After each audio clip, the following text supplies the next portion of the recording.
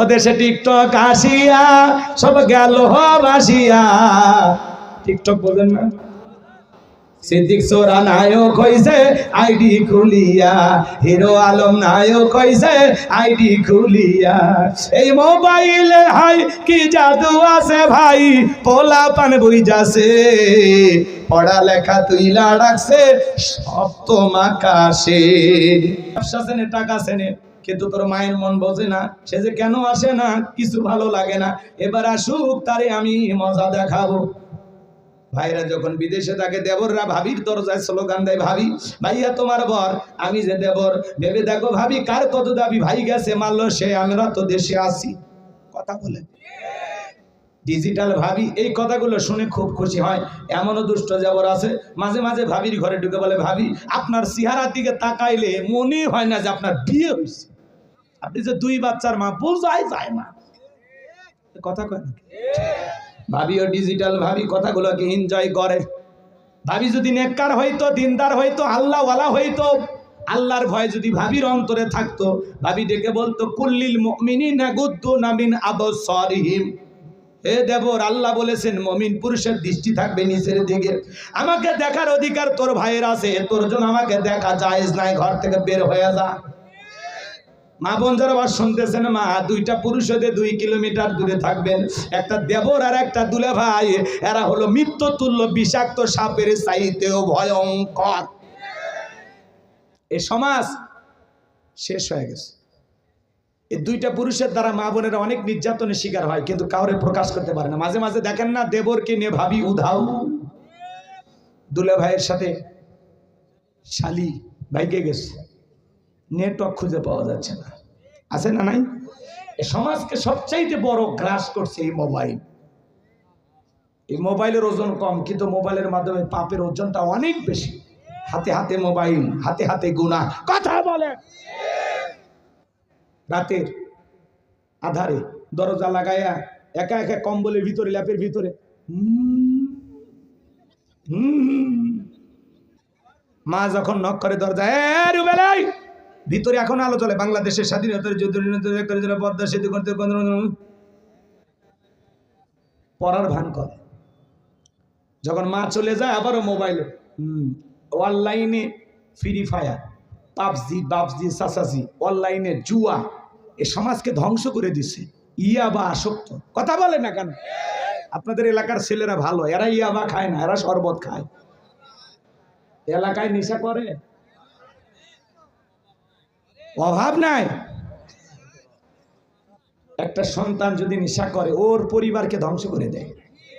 কথা বলেন, নেশা দ্রব্য করো না বাবা, শরাব পান করো না, মদে আবার ফেন্সিডিল গাঁজা মদ এগুলো খাইও না, এগুলো মাতলামি করো না। আল্লাহ যেন যুব সমাজকে হেদায়েত দান করে। যেই মুখে মা, সেই মুখে মাদক তোলা যাবে না, মাদককে না বলুন। আল্লাহ যেন যুব সমাজকে হেদায়েত দান করেন। একটু জোরে বলেন আমি। শোনেন শোনেন, শেষ কথাগুলো বলে দিয়েছে, খারাপ লাগে? দোয়ার দিকে গেলে ভালো হয়। ওর মেলা রাত হয়েছে, আমি তো মনে করি কেবল 12টা বাজতেছে, 12টা পার হয়ে গেছে। তাকবীর দেন, লিল্লাহ তাকবীর। তাহলে যুব সমাজকে কি নষ্ট করছে? মোবাইল। কি নষ্ট করছে? আমি কি বলবো? রাগ করবেন না। দেশে মোবাইল আইছে, চিঠি বন্ধ হইয়াছে, দিওয়ানা বানাইছে, ভোলা মাইয়ার মনের কথা ভাসে বাতাসে।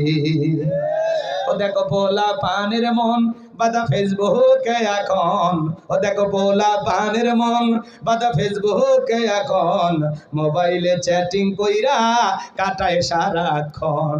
এই মোবাইল পাইয়া দেখো মদনের মাইয়া, এই মোবাইল পাইয়া দেখো মদনের মাইয়া, কি কাণ্ড ঘটাইছে, স্বামী সংসার রাইখা নাকি পালাইয়া গেছে, সে যে স্বামী সংসার রাইখা নাকি পালাইয়া গেছে। 2 বাচ্চার মা, 4 বাচ্চার মা পরকীয়া প্রেম করে আরেকটা ছেলের হাত ধরে পালিয়ে যায়। যে নারী স্বামী রেখে সন্তান রেখে আরেকটা ছেলের হাত ধরে পালিয়ে যায়, ওটা হলো নারী জাতির কলঙ্ক, ওটা পাশানি ডাইনি, বিশ্বাসঘাতক নারী। কেমনে পারলা বোন? ও মা, তুমি কেমনে পারলা তোমার স্বামী রাইকে আর সন্তান রাইকে আরেকটা ছেলের হাত ধরতে? কেমনে পারলা? আমার স্বামী খারাপ। এই মহিলা, তোমার স্বামী কি ফিরাউনের চাইতে খারাপ? কয়টা স্বামীর সংসার করেছো? বিয়ের আগে সবাই মিষ্টি মিষ্টি কথা বলে, বিয়ের পরে টের পাবে 3 মাসে আসল রূপ বের হয়ে আসবে। ধৈর্য নিয়ে সংসার করতে হয়। বেশি জেদ রাগ ক্ষোভ নারীকে ধ্বংস করে। ছেলে মানুষের রাগ থাকতে পারে স্বাভাবিক, কিন্তু মেয়ে মানুষের রাগ থাকতে না। তুমি রাগ দেখায় আর স্বামীর সংসার ছেড়ে কই যাইবা আর একটা ছেলের কাছে? ও যে তোমার স্বামীর চাইতে ভালো হবে সেই গ্যারান্টি তোমার কে দিছে? এই আবুলের মা, কথা বুঝলা না? বুঝবা না।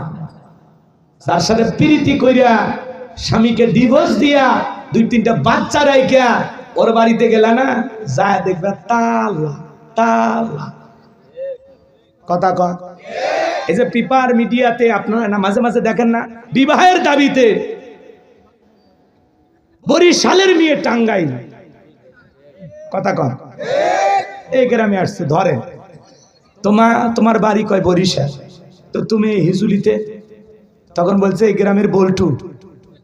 কি করছে? কয় মোবাইলে একাধিকবার আমরা আলাপ করেছি, স্বামী স্ত্রীর মতো হোটেলে। আর কি করছে বলবো না, বুঝে নেন। এখন তোমার কি দাবি? বলে আমার আগে স্বামী ছিল, ডিভোর্স দিছি, 2টা বাচ্চা আছে, মায়ের কাছে রেখে আসছে। এখন আমার একটাই দাবি, বল্টু যদি বিয়ে করে ভালো, না হলে আমি আত্মহত্যা করে মারা যাব। তোর তো বরিশালের লঞ্চে ওঠার আগে মরা উচিত ছিল। কেমনে পারো স্বামী রেখে সন্তান রেখে আর একটা ছেলের বাড়িতে বিবাহের দাবিতে ধর্মঘাট অনশন করো? লজ্জা করে না মা? ও মা, কেমনে এত সস্তা বানাইলি নিজেরে? নারীরা যত বেপরদায় চলাফেরা করবে তত নারীদের সম্মান মর্যাদা নিচুতে চলে। নারীরা প্যাকেটে থাকলে, কভারে থাকলে, আল্লাহর বিধান পর্দাকে মানলে নারীদের মুক্তি, নারীদের শান্তি, নারীদের সম্মান মর্যাদা বৃদ্ধি হবে তখন, পর্দা মেনে চলবে যখন। প্যাকেটের ভিতরে জিনিসের আকর্ষণ হয়, আগলিরা বোঝে না। হ্যাঁ, মানুষকে দেখাবার পাইলে এরা খুশি হয়। এজন্য আল্লাহ বলেন অকরনা ফি বুয়ুতিকুন্না ওয়ালা তাবাররাজনা তাবাররুজাল জাহিলিয়াতিল উলা। নারীরা তোমরা ঘরের ভিতরে অবস্থান করো, খবরদার জাহিলিয়াতি যুগের মেয়েদের মতো নোংরা অশ্লীল পোশাক পরে নিজের দেহকে প্রদর্শন করো না। নারীরা পর্দায় থাকলে নিরাপদ। কোনো কারণে যদি বাহিরে যেতে হয়, ঢিলা ঢালা বোরকা পরে হাত মোজা পা মোজা লাগাইয়া নারী বাহিরে যায়। কোন সম্ভ্রান্ত ভদ্র ফ্যামিলির মেয়ে বোরকা ছাড়া বাহিরে যেতে পারে না। আর যেই নারী একটা জেলা থেকে আরেকটা জেলায় বিবাহের দাবিতে আসে, এই নারীর সম্মান মর্যাদা বলে কিছু নাই, ওই নারী অচল। এই কথা কন, কোন ছেলে তো যায় না, তোমরা আসো কেন? এই তোমরা আসো কেন? এই কথা কেন? ঠিক ঠিক, এক হাতে তালি বাজে। নারীরা সবাই খারাপ, তোমরা কি ফেরেশতা? তোমরা কিচ্ছু বোঝো না, ফিডের খাও। এই ছেলে, তোমার স্ত্রীর সাথে যদি কোন ছেলে পরকিয়া করে তুমি মাইনা নিবা? অনেকে কথা কয় না, কি ভালোবাসা শেয়ার করবা নাকি? তুমি কি মনে করো এটা ওয়াইফাই লাইন যে আসবে পাসওয়ার্ড দিয়ে দিবা? ওটা বউ আমার পার্সোনাল জিনিস, এটা কথা কয় না। আপনার বউয়ের সাথে কেউ পরকীয়া প্রেম করলে মানবেন? মায়ের সাথে, বোনের সাথে, ফুপুর সাথে, খালার সাথে? কি কোন হুজুর, কল্পনাও করিনি। এগুলো কি বলেন? এই ছেলে তোমাকে বলছি, যুবক তোমাকে বলছি, তুমি যেই নারীর সাথে পরকীয়া প্রেম করতেছো, স্বামী আছে, সন্তানরা আছে, এরপরে ওর সাথে পরকীয়া প্রেম করতেছো, ওই মহিলাও কারো না কারো মা, কারো না কারো বউ, কারো না কারো মেয়ে, কারো না কারো খালা, কারো না কারো ফুফু। তোমার বোনের সাথে এমনটা করলে মানবা না, তোমার বউয়ের সাথে করলে মানবা না, তাহলে ওই নারী তো কারো না কারো বোন, কারো না কারো বউ। তাহলে তুমি কেমনে পারো রে জন্য? কত স্বামী পরিত্যক্তা নারী আছে, 2-3টা বাচ্চা সহ যাও বিয়ে করো, আল্লাহ খুশি হবে। কথা কয় না? কত নারী আছে দরিদ্র ফ্যামিলিতে, অভাবগ্রস্ত, বিয়ে হচ্ছে না টাকার অভাবে, যা না বাবা যা বিয়ে কর, যা, আল্লাহ খুশি হবে। আর একটা নারীর স্বামী আছে, সন্তান আছে, ওই দিকে কেমনে নজর যায়? বদমাইশ। কথা কয় না? খালি গালি দেওয়া জায়েজ নাই, মারা জায়েজ নাই, এই জন্য কিচ্ছু বললাম না। তোদের ছাইড়ে দিলাম। এখন তোদের বিবেক যদি থাকে তাহলে ভালো হয়ে যাবে, আর যদি ওই বিবেকে কুত্তায় পেশাব করে দেয় কিচ্ছু করার নেই। কেমনে রুচি হয় তোমার? কেমনে একটা নারীর স্বামী আছে, সেই মহিলার দিকে তোর যে নজরটা যায়, কেমনে যায়? তোমার সাথে যা ব্যক্তিত্বে যা। হ্যাঁ, মাঝে মাঝে দেখো না এই যে লুকা চাপা প্রেম প্রীতি ধরে পিটায় কিভাবে, দেখো না? ওই যে ছেলেটে হোটেলে কিভাবে ধরে বিয়ে দিল, দেখো না? বিয়ে না করে আর পার্কে নিয়ে ঘর, নির্লজ্জ বেহায়া। এই তোমার শরম লাগে না? একটা নারীকে বিবাহ না করে তার হাত ধরিয়া টানাটানি করো, এখানে সেখানে নিয়ে যাও, তোমার শরম লাগে না? আর কিভাবে বললে আপনারা বুঝবেন বলেন? আর কিছু বলা যায়? একেবারে খুলে খুলে বলছি, তাও যদি না বোঝেন কিচ্ছু করার নেই। ও দেশে টিকটক আসিয়া সব গেল ভাসিয়া। টিকটক বলেন না? সিদ্দিক সোরা নায়ক হইছে আইডি খুলিয়া, হিরো আলম নায়ক হইছে আইডি খুলিয়া। এই মোবাইলে হাই কি জাদু আছে ভাই, পোলা পান বুঝাছে, পড়ালেখা তুইলা রাখছে সপ্তম আকাশে। যাই হোক বাজান, আমি আর বলবো না। মা বোন যারা বসেছেন, মা 4টে আমলে আপনাদের জন্য 8টা জান্নাতের দরজা খোলা। 1 নাম্বার নামাজ, 2 নাম্বার রোজা, 3 নাম্বার হলো ফরজ পর্দা, 4 নাম্বার হলো স্বামীর খেদমত। সঠিকভাবে 4টা আমল যদি করতে পারেন গো মা, তাহলে আপনাদের জন্য 8টা জান্নাতের দরজা খুলে যাবে। আল্লাহ আমার মা বোনদেরকে এই 4টি আমল করা তৌফিক দান করুন, জোরে বলুন আমিন। ওয়ালিদ বিন মুগিরার মা বলতেছে, বাবা তোর বাবা এতটাই ব্যস্ত থাকতো, মাসের পর মাস বছরের পর বছর চলে যায়, তোর বাবা আমার খোঁজ খবর নেয় না। বাড়ির আশেপাশে তোর চাচা ঘুরঘুর করতেছিল, তারা দিয়ে ভালোবাসা বিনিময় করেছিলাম, তার ফলে তোর জন্ম হয়েছে। নবী যে তত্ত্ব দিয়েছে 100% সত্য। এই শুনে মনে রাখবেন বাজান, নবীকে গালি দিবে যারা অবৈধ সন্তান, তারা ওদের জন্মের কোনো ঠিক নাই। তুমি আমারে গালি দাও মাইনে নেব, আমার মাকে গালি দাও মাইনে নেব, আমার বাপকে গালি দাও মাইনে নেব, আমার দলকে গালি দাও মাইনে নেব। কিন্তু বিশ্বনবী হলেন আমাদের কলিজার টুকরা নবী।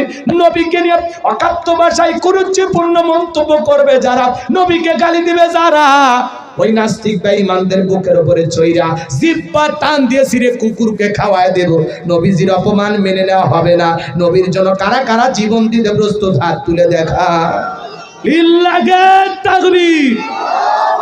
বিশ্ব নবীর অপমান সইবে না রে মুসলমান, বিশ্ব নবীর অপমান। নবীর জন্য আমরা জীবন দিতে প্রস্তুত থাকবো ইনশাআল্লাহ। নবীকে গালি দিবে যারা, ওলামা ইকরামদের গালি দিবে যারা, জন্মের পরিচয় ঠিক নেই, ওদের জন্ম পরিচয় এটা হালাল জাদা না, ওটা কি জাদা বুঝেন? এই ফ্রান্সের লোকেরা শোনেন কেন গালি দেয়। পৃথিবীর 228টা রাষ্ট্র নিয়ে গবেষণা করা হলো, ফ্রান্সের লোকেরা কেন নবীকে মাঝে মাঝে গালি দেয়। এইবার গবেষণায় বের হয়ে আসলো, ফ্রান্সের মহিলারা বিয়ের আগেই বাচ্চা জন্ম দেয়। এই জন্য ফ্রান্সের লোকেরা বেশি নবী বিদ্বেষী। কথা কি বুঝতে পারতেছেন? এই জন্য ভাইয়ের আমার, নবীকে যাই গালি দেবে, যে ভারতের যে কুলাঙ্গার গালি দিয়েছে ওটাও জারোর সন্তান। বাংলাদেশে মাঝে মাঝে 2-1টা গালি দেয়, ওরাও জারোর সন্তান। ওর বাপ যে কয়টা, ওর মা ছাড়া কেউ জানে না। নবীকে গালি দিবে যারা অবৈধ জারোর সন্তান, তারা সব জায়গায় আপোষ করবে, কিন্তু নবীর ব্যাপারে কোনো আপোষ নেই। নবীর ব্যাপারে কোনো দল মত বুঝি না, সবাই এক জায়গায়। আওয়ামী লীগ বিএনপি বলেন আর জামাত বলেন, জাতীয় পার্টি বলেন, সব এক জায়গায়। নবীজির ব্যাপারে কারোর সাথে আপোষ নেই। কি মনে থাকবে? কি মনে থাকবে তো ইনশাআল্লাহ? সূরা কাউসার থেকে যে কথাগুলো বলেছে আমল করবেন তো ইনশাআল্লাহ। আল্লাহ বক্তা শ্রোতা সবাইকে আমল করা তৌফিক দান করুন। ওয়া আখিরি দাওয়ানা আলহামদুলিল্লাহি রাব্বিল আলামিন।